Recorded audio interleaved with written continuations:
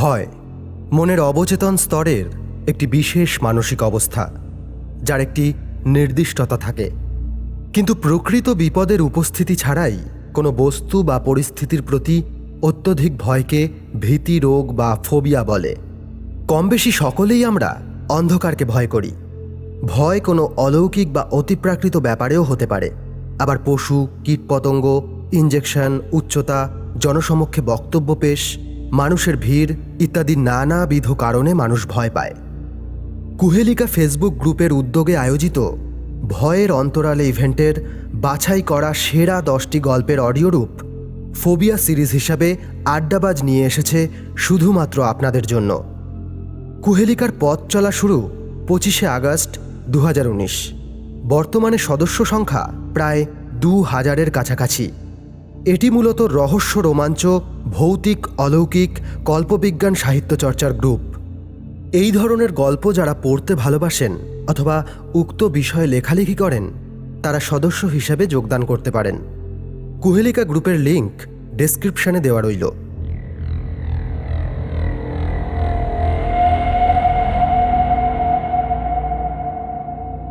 আজ আপনাদের জন্য থাকছে এই সিরিজের চতুর্থ গল্প, বনবিথি পাত্রর মনের গভীরে মন। বনবিথি পাত্র ছোট থেকেই সাহিত্যকে ভালোবেসে কলম ধরেছিলেন কবিতা লিখতে। প্রথম কবিতা প্রকাশিত হয় দৈনিক ওভারল্যান্ড পত্রিকার সোনার কাঠি বিভাগে। তারপর স্কুল কলেজ জীবনে শুকতারা, আনন্দমেলা, 19-20 পত্রিকায় প্রায় নিয়মিতই লিখেছেন। বিজ্ঞান বিভাগের ছাত্রী হলেও সাহিত্যের প্রতি প্রেমটা থেকেই গিয়েছিল। অভিমানে দীর্ঘ 11 বছর কলম পুরোপুরি শব্দহীন থাকার পর আবার নতুন করে লেখা শুরু করেন 2016-তে। ইতিমধ্যে তার বেশ কয়েকটি বইও প্রকাশিত হয়েছে। শুরু হচ্ছে বনবিথি পাত্রের গল্প, মনের গভীরে মন।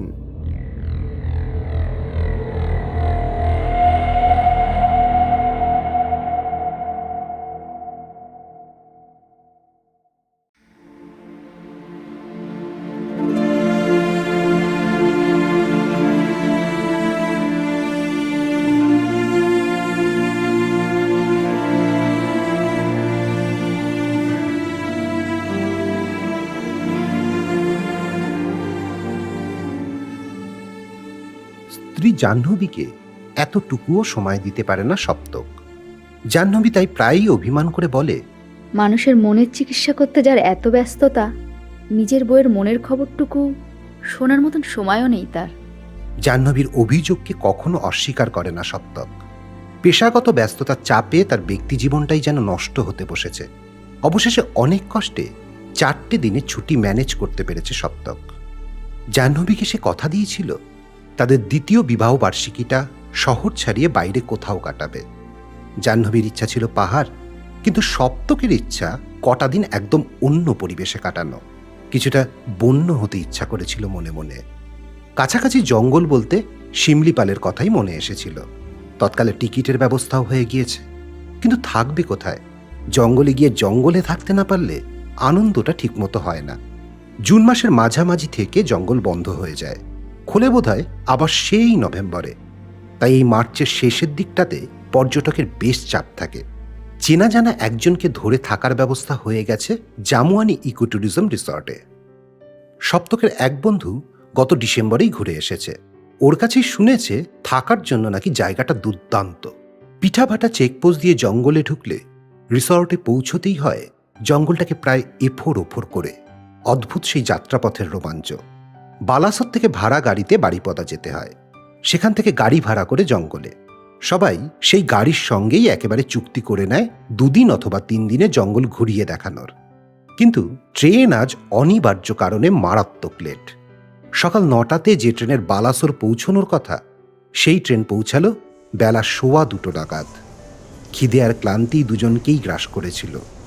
একটু বেশি ভাড়া দিয়ে একেবারে বালাসোর থেকেই 3 দিনের চুক্তিতে গাড়ি ভাড়া করে নেয় সপ্তক। স্টেশন চত্বরেই দুপুরের খাওয়াটা সেরে ছোট বড় 3খানা ব্যাগ সহ দুজনে চেপে বসে গাড়িতে।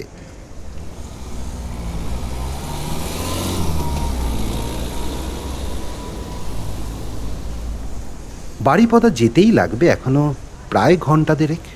ওখানে একটু চা খেয়ে গাড়ি যখন ছাড়ল, তখনই আকাশে মেঘের আনাগোনা খেয়াল করেছিল সপ্তক। এখনো ঘণ্টাখানেক গেলে তবে জঙ্গলে প্রবেশ করতে পারবে। জঙ্গলের ভিতরেও তাদের অনেকখানি পথ যেতে হবে। কিছুটা এসেই পাথুরে পটভূমিতে ছোট্ট ঝর্ণাটা দেখে গাড়ি থেকে আনন্দে লাফিয়ে উঠেছিল জাহ্নবী। সেখানে নেমে যথারীতি সেলফি তোলায় মেতে ওঠে তারা। ড্রাইভার পবন কুমার অবশ্য তখনই তারা লাগিয়েছিল। सर यहाँ से जंगल अभी बहुत दूर है, लगता है बारिश होने वाली है। यहाँ ज़्यादा वक्त बर्बाद ना करना ही अच्छा होगा। গাড়িতে উঠে এসেছিল দুজনে। আকাশ তখন কালো মেঘে ছেয়ে আছে। এখনো তো কালবৈশাখীর সময় আসেনি। এই অসময়ে যে এমন আকাশ কালো করে ঝড় আসতে পারে ওদের ধারণাও ছিল না। জঙ্গলে ঢোকার আগেই পথের দুধারে জঙ্গলের ছায়া, বড় বড় গাছের মধ্যে দিয়ে ছুটে চলেছে সপ্তকদের গাড়ি। বাইরে শুরু হয়েছে যেন ঝড়ের তাণ্ডব। মেঘের গুরু গুরু চলছে সমানে। আকাশ চিরে একটা আলোর ঝলকানি, আর সঙ্গে সঙ্গে যেন যুদ্ধ দামামায় মেঘ গর্জে ওঠে। স্থান কাল পাত্র ভুলে সপ্তককে দু হাতে জড়িয়ে ধরে জাহ্নবী। বাজ পড়ায় অসম্ভব ভয় জাহ্নবীর। ডাক্তারি পরিভাষায় রোগটার নাম নাকি অস্ট্রোফোবিয়া। ছোটবেলায় একবার বাড়ির নারকেল গাছে বাজ পড়ে গাছটাকে দাউ দাউ করে জ্বলতে দেখেছিল জাহ্নবী। তারপর থেকে মেঘ ডাকা, বিদ্যুৎ চমকানো আর বাজ পড়ায় তার অসম্ভব একটা ভয় কাজ করে মনে। মানুষের মনে স্তরে স্তরে তার অজান্তেই এমন কত রকমের ভয় জমা হয়ে থাকে। সব কিছুর কারণ ব্যাখ্যা হয়তো বিজ্ঞানীদের কাছেও নেই।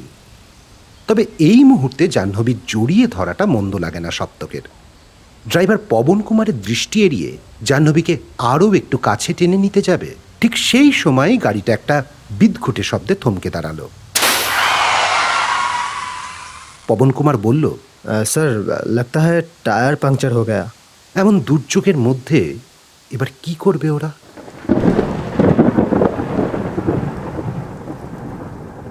লেখা ছেড়ে পেনটা দাঁতে কামড়ে ধরে বিছানায় গড়িয়ে পড়ে অরণ্য। প্রেমের গল্প লিখতে গিয়ে তো অ্যাডভেঞ্চার হয়ে যাচ্ছে।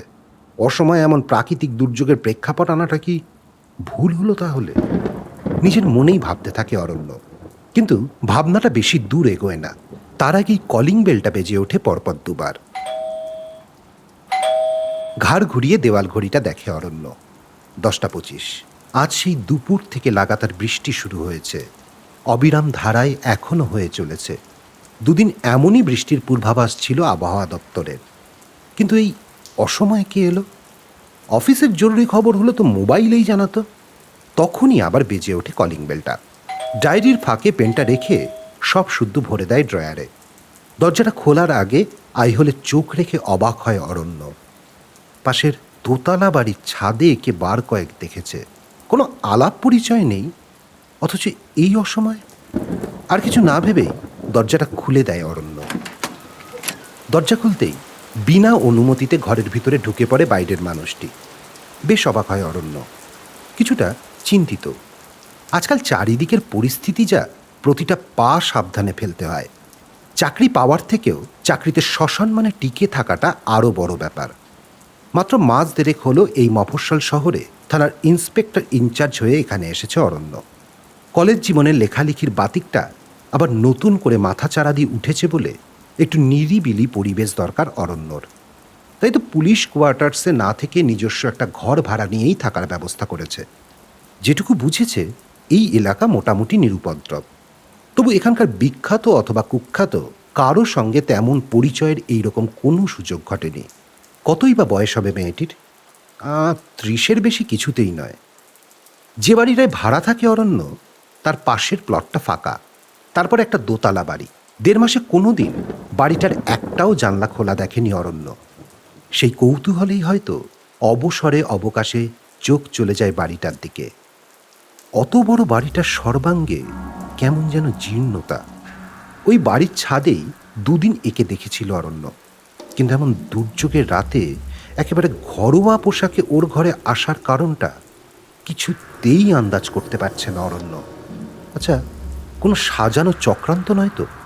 আলগোছে একবার ঘরের কোণে লাগানো সিসিটিভি ক্যামেরার দিকে তাকিয়ে বেশ ঝাঁঝালো গলাতে জানতে চায়, কে আপনি? চেনা নেই, জানা নেই, বিনা অনুমতিতে দরজা খোলা মাত্র একেবারে ঘরে ঢুকে পড়লেন যে? এত রাতে আমার কাছে এসেছেন কেন? সেন্টার টেবিলে রাখা জলের বোতলটা থেকে সবে কিছুটা জল গলায় ঢালছিলেন তিনি। থতমত খেয়ে যায় অরণ্যর প্রশ্নবাণে। কিছুটা জল মুখে ঢোকার বদলে থুতনি বেয়ে গড়িয়ে পড়ে পোশাকে। জলের বোতলটা হাতে ধরে ঢাকাটা লাগাতে লাগাতে একটা ঢোক গিলে সে বলে, আমি মধুরা, আপনার ওই পাশের দোতলা বাড়িতে থাকি। সে তো বুঝলাম, কিন্তু এত রাতে আমার এখানে? বোতলটা টেবিলে রেখে হাত জোর করে মধুরা বলে, আপনি তো পুলিশ, আমাকে বাঁচান প্লিজ। অরণ্য এবার একটু নরম গলাতেই জানতে চায়। কি হয়েছে? মধুরা একবার ভয় ভয়ে চোখে জানলার খোলা পাল্লাটা দিয়ে নিজেদের বাড়ির দিকে তাকায়। তারপর কাপা গলাতে বলে, মা, আমার মা আমাকে খুন করতে আসছিল। আমি কোনো রকমে পালিয়ে এসেছি, আমাকে বাঁচান। আমাকে দেখলেই মা খুন করে ফেলবে। এমন আশ্চর্য কথা ৩৩ বছরে শুনেছে বলে মনে পড়ে না অরণ্যর। এই মেয়ের মাথা খারাপ নয় তো? একরাশ বিরক্তি সহ ঝাঁঝিয়ে ওঠে সে। হোয়াট? এরপর মধুরা যা বলে তাতে বোঝা যায় মা মেয়ের মধ্যে খুঁটিনাটি কোনো বিষয় নিয়ে ঘরোয়া একটা ঝগড়া। মধুরা বাড়ি ছেড়ে চলে যাওয়ার হুমকি দিতেই বটি নিয়ে মেয়েকে কাটতে আসে মা। মাকে একটা ঘরে দরজা বন্ধ করে কোনো রকমে পালিয়ে এসেছে মধুরা। আপনার মায়ের কি মানসিক সমস্যা আছে? পাগল নয়। দুধারে মাথা নেড়ে উত্তর দেয় মধুরা। অরণ্য জানতে চায়, আপনাদের ঝগড়াটা কি নিয়ে হয়েছিল? মধুরাকে চুপ করে থাকতে দেখে অরণ্যই বলে, হয়তো একান্ত কোনো ব্যক্তিগত কারণ নিয়ে ঝগড়া হয়েছিল আপনাদের, কিন্তু আপনি যখন আমার কাছে সাহায্যের জন্য এসেছেন, সবটুকু তো আমাকে জানতেই হবে। আইন তো সব না জেনে কোনো পদক্ষেপ নিতে পারবে না ম্যাডাম। মধুরা মাথা নিচু করে কিছুক্ষণ চুপ থেকে মৃদুস্বরে বলে, আমার সব বন্ধুদের বিয়ে, ঘর সংসার হয়ে গেছে। আমিও আমার বিয়ের কথা বলেছিলাম। এর আগেও যতবার এই কথা বলতে গিয়েছি, আমাকে ভীষণ মারধর করেছে মা। আজ তো একেবারে। মধুরাকে কথাটা শেষ করতে না দিয়ে অরণ্য এবার একটু হালকা স্বরেই বলে, তার মানে ওনার পাত্র পছন্দ হয়নি। উনি হয়তো ওনার নিজের পছন্দের কোনো পাত্রের সঙ্গে বিয়ে দেবে ভাবছেন। মধুরা এবার কিছুটা আফসোসের স্বরেই বলে, না, বিশেষ কাউকে পছন্দ করে বিয়ের কথাটা বলিনি আমি। অরণ্য পারিবারিক অশান্তিটা বুঝে মধুরাকে একটু বুঝিয়ে বাড়ি পাঠিয়ে দিতে চেয়েছিল, কিন্তু প্রাণ ভয়ে বাড়ি ফিরতে নারাজ মধুরা। শেষ অবধি থানায় ফোন করে ফোর্স আনিয়ে খুনের চেষ্টার অপরাধে গ্রেপ্তার করা হয় মধুরার মা মুকুলিকা দেবীকে। ঘরে অস্ত্র হিসাবে বটিটাও পাওয়া যায়। তাছাড়া পুলিশের গাড়িতে উঠতে উঠতে উনি তখনও মেয়েকে শাসাচ্ছিলেন। আমাকে পুলিশে ধরিয়ে দিয়ে বিয়ে করে শ্বশুর বাড়ি পালাবি ভেবেছিস, তাই না? আমি ছোট থেকে তোদের বড় করলাম, আর এখন আমাকে একা রেখে তোরা সবাই দূরে চলে যাবি? মেয়ে বড় হলে তো সব মা বাবাকেই মেয়ের বিয়ে দিয়ে শ্বশুর বাড়ি পাঠাতে হয়। মুকুলিকা দেবীর কথাটা বড় অদ্ভুত লাগে শুনতে। অরণ্য মধুরাকে জিজ্ঞাসা করেন, আচ্ছা, আপনাকে ছাড়াও তো কাউকে মানুষ করার কথা বললেন উনি। আপনার আর কোনো ভাই বোন আছে নাকি? মধুরা সংক্ষেপে উত্তর দেয়, আমার দিদি। তিনি বিবাহিত? মধুরা একবার অরণ্যর চোখে চোখ রেখে সঙ্গে সঙ্গেই চোখ নামিয়ে নেয়। তারপর বলে, নিরুদ্দেশ। আজ 10 বছর হতে চলল, কোনো খোঁজ মেলেনি। পুলিশকে জানাননি? মাথা নাড়ে মধুরা। মা ঘরের কেচ্ছা বাইরে বের করতে চায়নি। সেই মুহূর্তে ডিউটিতে না থাকলেও অভিযোগকারিণী যেহেতু তার সামনেই বয়ান দিয়েছে, তাই একবার অফিসে যেতেই হয়েছিল অরণ্যকে। অফিসিয়াল কাজকর্ম মিটিয়ে যখন বাড়ি ফিরল, তখন প্রায় ভোর হতে চলেছে। মধুরাও ফেরে অরণ্যের সাথে একই গাড়িতেই। অরণ্য ভেবেছিল একা বাড়িতে থাকতে হয়তো অস্বস্তি হবে মধুরার, তবে সেই রকম কিছু না হওয়ায় অরণ্য একটু স্বস্তিই পায়। মধুরা নিজের বাড়ি ঢুকে যেতেই অরণ্য নিশ্চিন্তে নিজের বাড়িতে ঢোকে। পোশাক পরিবর্তন করে একটু ফ্রেশ হয়ে যখন বিছানায় যায় অরণ্য, তখন অল্প অল্প আলো ফুটতে শুরু করেছে পূবের আকাশে। কখন অজান্তেই ঘুমিয়ে পড়েছিল অরণ্য। হঠাৎই ঘুম ভাঙল মোবাইলের শব্দে। সাব ইন্সপেক্টর ভোলা মিত্তিরের ফোন। মুকুলিকা দেবী জেলের মধ্যে আত্মহত্যার চেষ্টা করেছিলেন। গুরুতর অবস্থায় হাসপাতালে নিয়ে যাওয়া হয়েছে। এমন ঘুমিয়ে গিয়েছিল, কখন যে এতটা বেলা হয়ে গেছে জানতেও পারেনি অরণ্য। এখনই অফিসে ছুটতে হবে অরণ্য সেনগুপ্তকে। চটপট রেডি হয়ে ব্রেকফাস্ট না করেই বেরিয়ে পড়ে সে। কাল রাতে যা একখানা কাণ্ড ঘটল, এমন ছোট মফস্বল শহরে সচরাচর ঘটে না। মানুষের মনে কৌতূহল জন্মাবে, সেটাই স্বাভাবিক। 5 জনেরা 5টা প্রশ্ন করলে উত্তর না দিয়ে চলে যাওয়াটা অরণ্য স্বভাব বিরুদ্ধ। এখনও সে অতখানি অসামাজিক হয়ে উঠতে পারেনি। অন্যদিকে যারা অরণ্যকে যেতে দেখলে সরে গিয়ে রাস্তার একপাশে দাঁড়ায়, আজ তারাও একমুখ কৌতূহল নিয়ে তার সামনে দাঁড়িয়ে পড়ল। গলিটুকু হেঁটে পেরিয়ে গাড়িতে ওঠে অরণ্য। আজ গলিটুকু পেরোতেই 10 মিনিটের বেশি সময় লেগে গেল তার। কিছুটা এসে ওর মনে হয় বড্ড ভুল হয়ে গেছে। মধুরাকে খবরটা দেওয়া দরকার ছিল। কালকেই ওর মোবাইল নাম্বারটা নিয়েছিল অরণ্য। তখনই একবার ফোন করে সে, কিন্তু ফোনটা রিং হয়ে থেমে যায়। অকারণেই একটা ভয় যেন উকি মারে অরণ্যের মনে। কি জানি, কোনো বিপদ হলো না তো? কাল রাতে ওই রকম একটা আকস্মিক ঘটনা ঘটে যাওয়ার পর মধুরাকে একা ছেড়ে দেওয়াটা কি তাহলে ভুল হলো? কিন্তু কী বা করতো অরণ্য? বড়জোর রাতটুকু একজন মহিলা কনস্টেবলের ওই বাড়িতে থাকার ব্যবস্থা করতে পারত। সেটাই হয়তো করা উচিত ছিল তার। ভাবনার মাঝেই থানায় এসে পৌঁছে যায়। থানার ভিতরে ঢুকে অবাক হয়ে যায় অরণ্য। মধুরা ভোলা মিত্তিরের টেবিলে বসে কথা বলছেন। ওকে দেখে একটু মলিন হাসি হেসে কিছুটা যেন জবাবদিহি সুরেই বলে, থানা থেকে ফোনটা যাওয়া মাত্রই চলে এসেছি। কাল রাতে তো আপনারও ঘুম হয়নি, তাই আর আপনাকে না ডেকেই সরাসরি থানাতেই চলে এসেছি। অরণ্য একটু গম্ভীরভাবেই বলে। It's okay. ভোলা মিত্তিরের টেরা নজরটা অরণ্য দৃষ্টি এড়ায় না। নিজের চেয়ারে বসে কয়েকটা ফাইলপত্তর এদিক ওদিক সরিয়ে নড়িয়ে টেবিলটাকে একটু গুছিয়ে নেয় অরণ্য। আসলেও কিছুটা সময় নিজের কাজে অতিবাহিত করতে চাইছিল।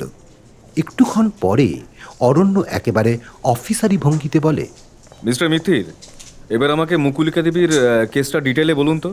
নিজের চেয়ার থেকে উঠে গিয়ে অরণ্য টেবিলের উল্টো দিকে চেয়ারে বসেন ভোলা মিত্তির। আসুন ম্যাডাম।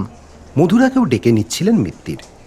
অরণ্য মিত্তিরের দিকে একটা বিরক্তির দৃষ্টি হেনে চোখের ইশারায় যেখানে বসে আছে সেখানেই বসতে বলে মধুরাকে।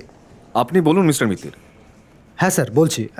মুকুলিকা দেবীকে সেলের মধ্যে রাখা হয়েছিল, বাইরে গার্ডও ছিল। উনি সেলের ভিতরেই একা থাকবো না, আমাকে একা রেখো না, এইসব বলে চিৎকার করছিলেন। এর মাঝেই হয়তো গার্ড একটু অন্যমনস্ক হয়ে পড়েছিল। মুকুলিকা দেবীর অট্টহাসিতে সবাই জড়ো হই সেলের সামনে। দেখি ওনার হাতের কবজি থেকে রক্ত পড়ছে। ওনাকে সেলে ঢোকানোর আগে ভালো করে চেক করে নেননি? মিডিয়াতে এটা জানাজানি হলে কি হবে সেটা বুঝতে পারছেন? চেক করা হয়েছিল স্যার।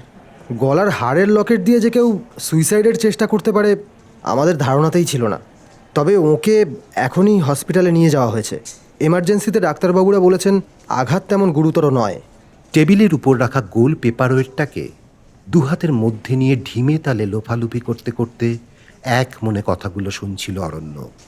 ভোলা মিত্তিরের কথা শেষ হতেই চেয়ার ঠেলে উঠে পড়ে অরণ্য।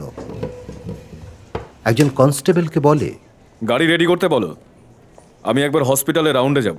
দরজা দিয়ে বেরিয়ে চলেই যাচ্ছিল অরণ্য। হঠাৎ মধুরা পিছন থেকে বলল, আমি কি আপনার সঙ্গে হাসপাতালে যেতে পারি? অরণ্য পিছন ফিরে অদ্ভুত দৃষ্টিতে একবার জরিপ করল মধুরাকে। তারপর কড়া করে কিছু কথা বলতে গিয়েও যেন থেমে গেল। শুধু বলল, আসুন।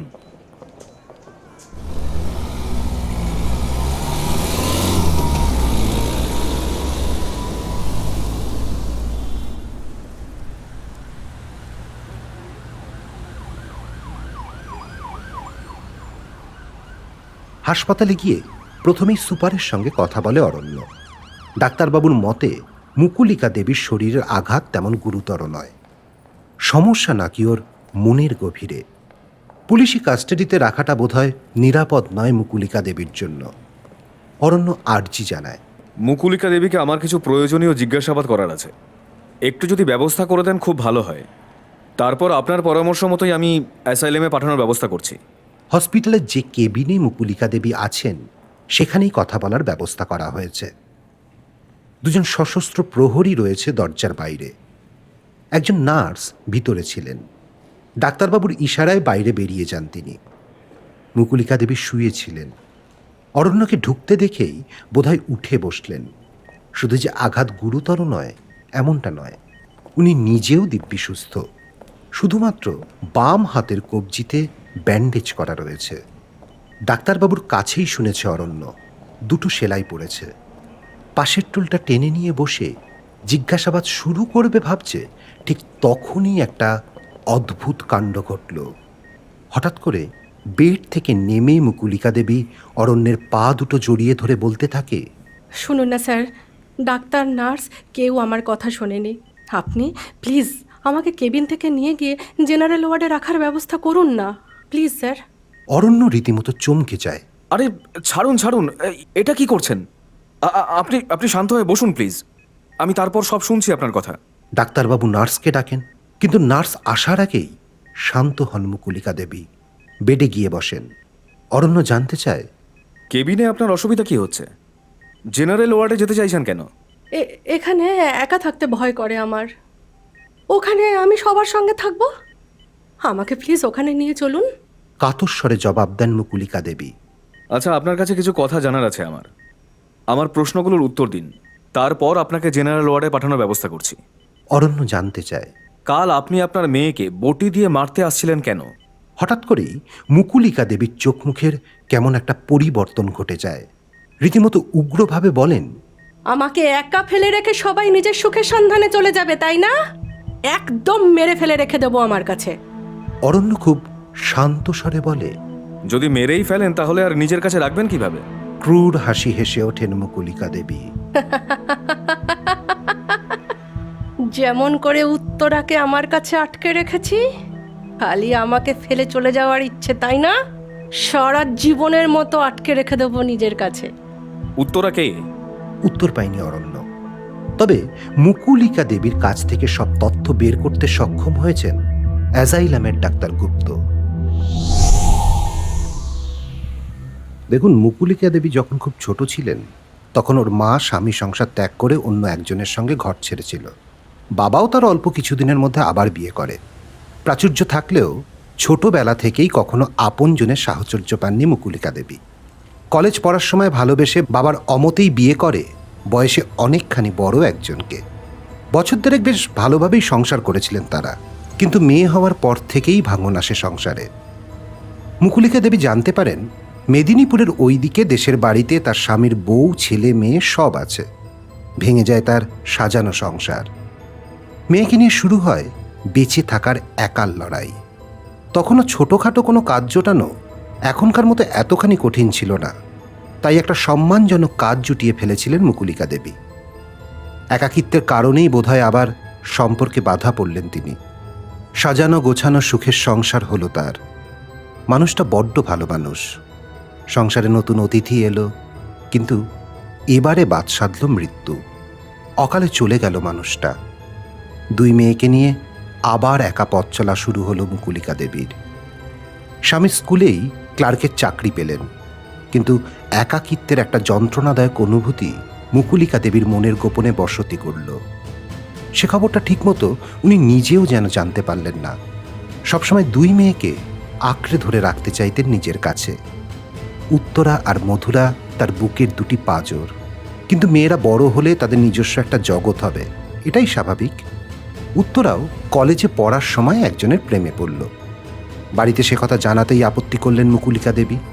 মেয়ের বিয়ে দিতে রাজি নন তিনি। অথচ উত্তরাও বেপরোয়া। দরকার হলে বাড়ি থেকে পালিয়ে বিয়ে করবে সে। মেয়েকে ছেড়ে একা থাকতে পারবেন না মুকুলিকা দেবী। একটাতে কঠিন সিদ্ধান্ত নিয়ে ফেললেন। খাবারে বিষ মিশিয়ে মেরে ফেললেন মেয়েকে।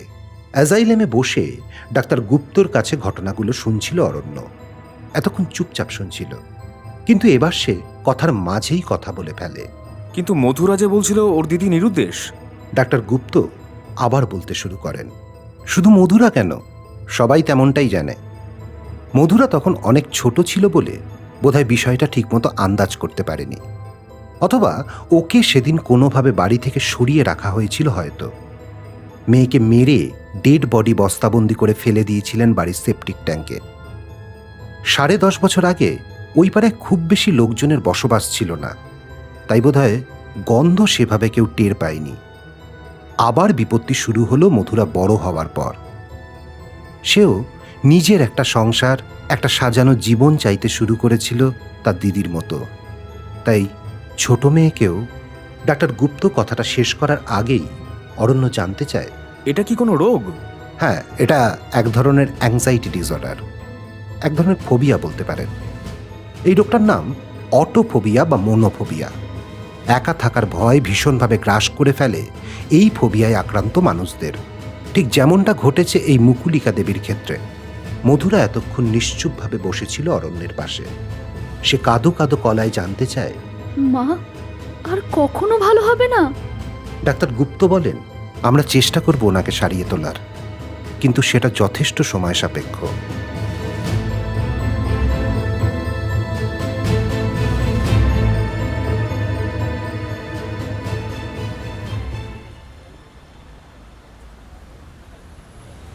অরণ্যর গাড়িতে করেই এসেছিল মধুরা।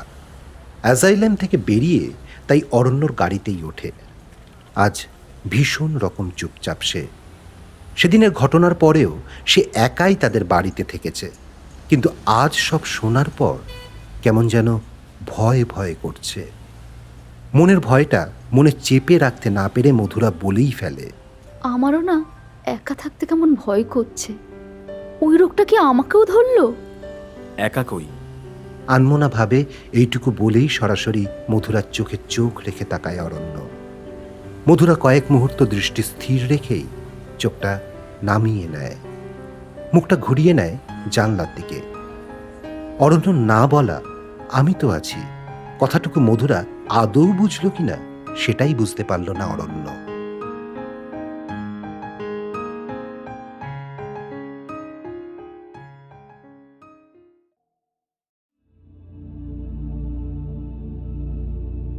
শুনছিলেন বনবিথি পাত্রের গল্প মনের গভীরে মন। নির্দেশনা এবং নেপথ্য সঙ্গীত মলয়। প্রযোজনায় আড্ডাবাজ বেঙ্গলি অডিও স্টোরি।